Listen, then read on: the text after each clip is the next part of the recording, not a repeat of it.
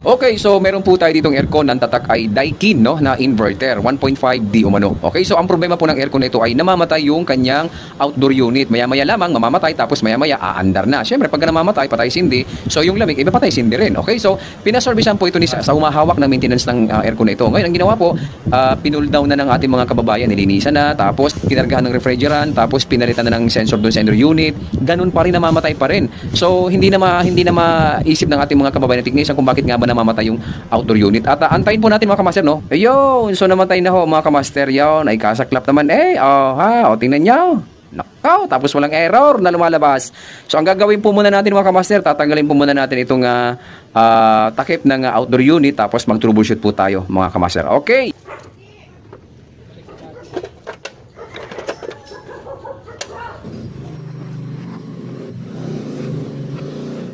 O ayan, tanggalin po muna natin yung lumang EEB mga kamaster, tapos tingnan ho natin kung ano nga ba ang kondisyon ng EEB nito, kasi kailangan po natin ma-check yung kalubluban. Okay? O yan o. Kasaklap naman. Pagka ganito po, palyado ho ang ating EEB pagka ganito, no mga kamaster, paalala lamang po. So ang gagawin po natin, papalitan po natin siya ng bago na pwedeng pakasalan mga kamaster. O kita mo naman yan. So salpag na po muna natin to, tapos maya-maya lamang paandarin po natin, then obserbahan natin kung mamamatay pa mga kamaster. Okay?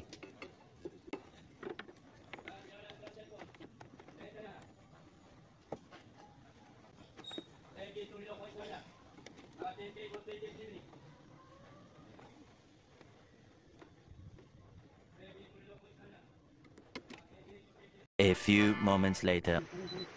Ayun, umandar na po ang compressor mga kamaster. Ayun, so ang gagawin po natin ngayon ay oobserbahan po muna natin to, no. Titingnan po natin kung mamamatay pa ulit. Kasi nga po, ang history po nito ay pag pinapaandar po ng ating minamahal na customer ay maya-maya lamang ay mamamatay na po ang compressor, tapos walang error. Kaya ang ginawa ng ating mga minamahal na technician ay nagsuggest po sila na i-pull down yung unit, linisin yung unit, then kargahan ng refrigerant, then after nilang magawa yung maintenance na yun, ay ganun pa rin mga kamaster ang nangyayari. Namamatay pa rin yung unit kahit naka 20 degrees Celsius na sila sa remote mga kamaster. Namamatay pa rin. Kaya ang ginawa ni sir ay nagpasaklolo na po siya sa atin para malaman po kung ano ang problema. At kung nyo mapapansin, yung EEB kanina na tinanggal natin, no, pudpud na ho yung EEB, pansin mo. Tsaka yung EEB na makikita nyo ngayon, yung bandang kaliwa na bago at yung nasa kanan, ang laki na po ng diferensya ng itsura. Okay? Kapag ho kayo naka-encounter ng ganitong itsura ng inang EEB, linisin nyo po muna. Pero kung kapag halimbawa hindi na talaga madala sa linis, ang gagawin nyo po, palitan nyo na po. No? Kasi nga po, paalala sa mga minamahal na, na mga technician, ito pong aircon ni sir, ang likod po nito ay creak. Yun, creak. Kaya napakabilis na maluma yung mga parts natin, kinakalawang. Kasi nga po, ang likod po nito, ulitin ko, ay creak. Yun, binabaha po sila dito. Okay, so, basta pagka ganitong, pagka naka-encounter kayo ng ganitong uri ng itsura ng EEB na halos kinakalawang na talaga, wala ka na makita nga puti, wala nang gap, ay asahan nyo na palyado na po yan. Minarapat po natin na palitan na lamang po. At alhamdulillah, kung mapapansin natin, ay hindi na po namamatay ang, ang kanyang compressor. Kahit kanina pa po natin siya pinapaandar. Kasi nga po, ang history po nito, pag pinapaandar ni sir, yung aircon ay maya-maya, ayun, namamatay na. Okay, so, tingnan po natin yung, yung amperahe. Yan, tingnan natin.